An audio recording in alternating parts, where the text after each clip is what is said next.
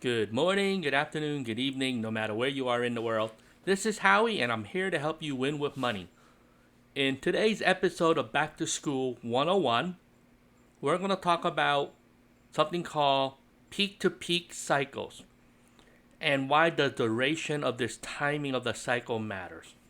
I did a video recently about normal market cycles and normal economic cycles. And if you didn't watch it, go click on the link right on top. But basically, I cover a really simple idea. In normal economic cycles, the economy will go through different stages. It will grow, it will reach a peak, and then the economy will start shrinking because layoffs will happen, people will not spend as much, and then the bottom will happen, and then we'll go and repeat the cycle all over again. And generally speaking, the stock market will follow a similar pattern because companies that are on the stock market are driven by the economy. If you spend more and put more money back in the economy and buy more Coca-Cola and go shopping more, then the stock market will generally rise. And as consumers start cutting out or cutting back or can't afford stuff because they lost their jobs, then of course you're going to spend less on those things. And then at the same time, the effects are the stock market will drop. So how can you use this information as an investor? So that's what we're going to talk about. Today we're talking about something what I call the peak to peak cycle. What that means is, suppose you bought an investment at the worst possible timing. How long will it take for you to recover and break even? So this is what the peak to peak is. If you're at the peak of the stock market and you bought a company like Zoom, and I don't remember what it was, $200-300 a share, and today it's probably 60 or 70% cheaper than it was. And if you have the worst timing in the world, all you care about is, do I sell or how long do I have to hold before this thing breaks even? So that's the concept of this worst timing possible. Or if you bought at the peak, how long before it surpasses the peak again? Because only then will you make profit. But a peak to peak gives you a view that's different from all other investors. It assumes the worst possible combination or scenarios. But most investors are generally not going to buy at the peak. And if you do, you're generally not buying everything at the peak. So we'll talk about that a little bit later. And in these particular examples, we're not going to think about dollar cost averaging. You're technically not buying at the peak anymore. You're lowering your cost bases, and therefore you'll break even a lot sooner, or you'll break into profit a lot earlier. So let's start with a simple one. Let's look at some bear markets. Here's some of the biggest bear markets and how long they lasted. And you can see the average bear market, it can last a year. It can last 2 years. The longest you see here is 63 months with a 60% drop. That's about 5 years. If you bought at the worst possible timing, it's about 20 years before you can break even. Now remember, this other chart I was showing you was just the average length of a bear market. It doesn't mean that if you bought at the worst timing, you made money yet. But the average, it's about 20 years. Historically, there are more up days than down days. Again, I covered the longest bear market is only 5 years. And what that tells you is things will turn around. Now, in my assumption, I'm looking at things like using the S&P 500. If you bought a stock, like a single stock, it is possible that it's longer. It all depends on the stock. Some companies never make it back out. So I don't want to talk about individual stock picks. If I'm using Intel as any great example, Intel hit a peak about $74.94 or something like that. And I don't think it ever recovered and hit $75 yet.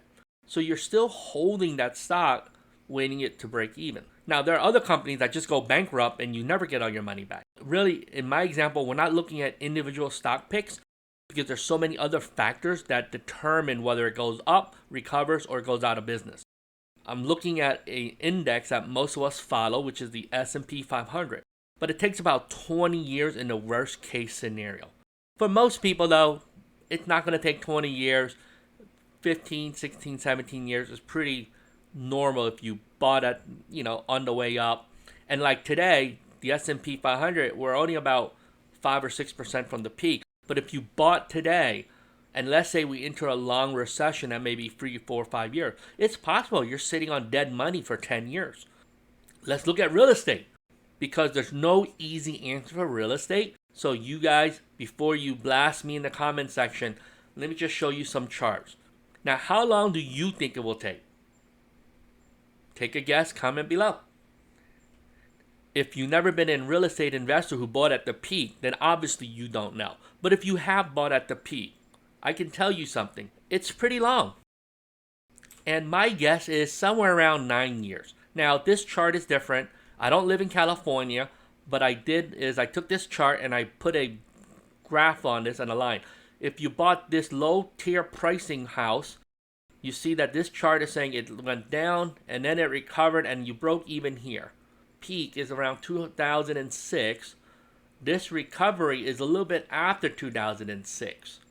But if you bought a medium tier product, this orange line, you can see is around 2006 where it peaked and it recovered maybe a year sooner because it crossed over here. 2017 it crossed. And if you bought a higher price product, it recovered around 2016. Now that's the California market. I lived in Florida and I also witnessed something similar.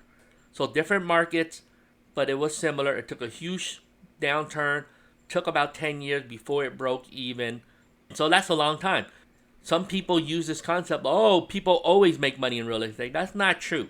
Talk to anybody who maybe bought over here. If you bought in 2004, rode this up, and then let's say you lost your job and couldn't afford your house, you could have lost money. And even if you bought over here, let's say you bought after the peak, you still didn't make money. Because there are people who bought here thinking it was cheaper, and it was cheaper, but let's say you lost your job over here and you had to move cross country. You still lost money. Or maybe over here in 2015. It's possible. And this is why this is really hard. I understand it. Most people are going to comment, hey, well, I made money all the time. Well, if you bought at the right price, you're going to make money. Markets are local. I can't cover the top 100 different markets. And there's always something that's very interesting. There's always this location issue, right? Supply and demand is what determines the price of your house. How many people want your location, your property? Is it in a great neighborhood, great location? What makes it valuable? The other thing is household formation. As long as there's new households being formed in the U.S., it creates more demand. Generally speaking, this is where the supply and demand comes in. If the households are forming and there's not enough homes to be purchased or bought, then it does push up price. We see that today. There's definitely not enough supply of homes in the market, so new constructions are very expensive.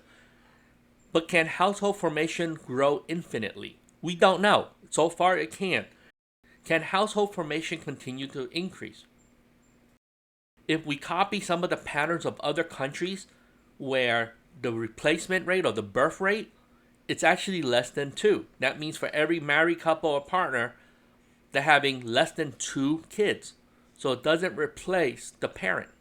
So if you got 1.5 or 1.6 birth rate per married couple, eventually your population will decline. Obviously, you can then predict household formation. Now that excludes immigration issues and stuff like that. But these are things to consider. Real estate doesn't always have to go up. It could, and it may for a long time. Next thing is Ark Funds. You guys ever heard of Ark Funds? This is Kathy Wood. So I wanted to have fun and say, well, how many years do you think you would need to hold something to make money? And here's something that she just said today. And she felt bad for all the investors who bought at the peak. And she reminded them, but if you bought at the peak, you're not buying this for 1 quarter, 2 quarters.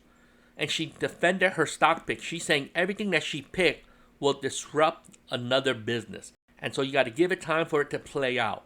And obviously, if you bought at the peak, you overpaid. Her funds are one of the worst of the year. Most of them are down 40 to 60%. She still holds to the concept of, but things that I pick will outperform over the long term.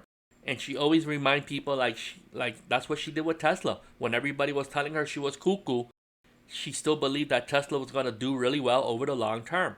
And there are other picks that she's standing by. Roblox, Teladocs, and there's some other stuff I think. She loves Roku, I believe. And there's a lot of other stuff that she's buying in her funds. But she's saying you need to give it at least 5 years. We don't have enough data to show the history.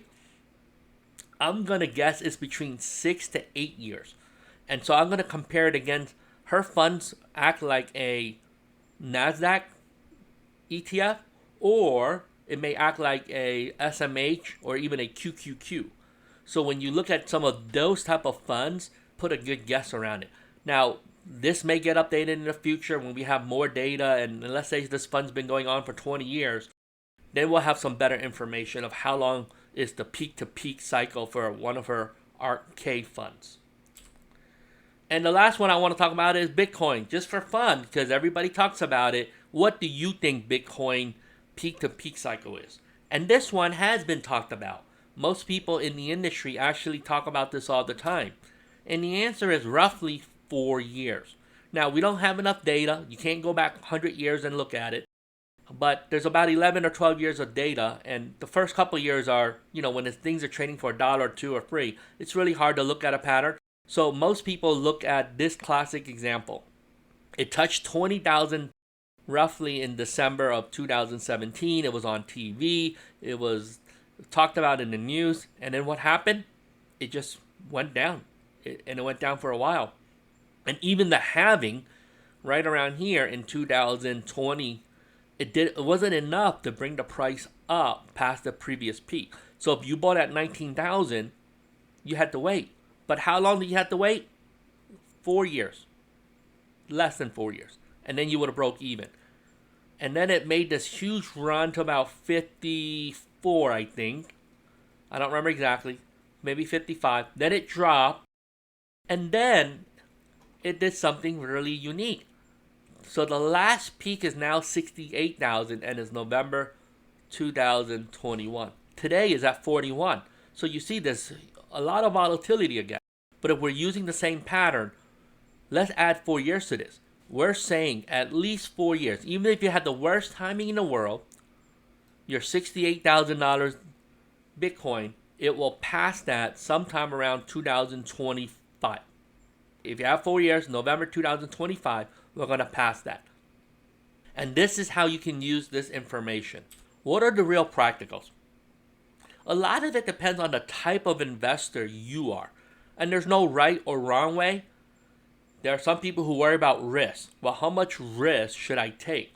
Well, a lot of it depends on your time frame. If I was 74 years old and I only have 2 years to live, I'm not really sure I want to put my investment in high risk stuff. I'm buying at the peak and it may take me 10, 15, or 20 years to break even. So that's just common sense.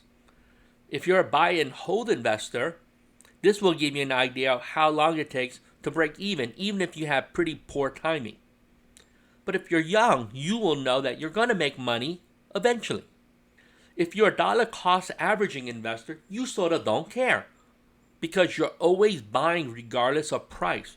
You're doing it on a fixed interval, whether it's weekly, monthly, quarterly, yearly, whatever it is. If you're always buying, you're going to dollar cost average. Your emotions are not involved. You don't care about following anything else except it's just a mechanical system. Buy and hold investors have there's some great byproducts of what happens there. You're always going to buy a little bit less when things go up. You're going to buy a little bit more when the price goes down. Over a long term, that's going to do you wonders. The only case is when something goes to zero. Because as you dollar cost down to a zero to a company like Enron or WorldCom or a company that goes bankrupt, it doesn't really matter what you do. It's just a bad investment. So I want to make sure people understand that. I don't want to oversimplify it and you just think you can dollar cost average into anything and make money. That's not a true statement. If you dollar cost average into Bitcoin and if Bitcoin goes to zero, you're going to lose money. If you dollar cost into Bitcoin and if Bitcoin $100,000 10 years from now, you're going to make money even if you dollar cost average. Now, there are other people who are much sophisticated. They rotate in, they rotate out, they sell one asset, they move it around. So some people use this information to move assets around to what they think will give them outperformance over the short term. let's use a stock market.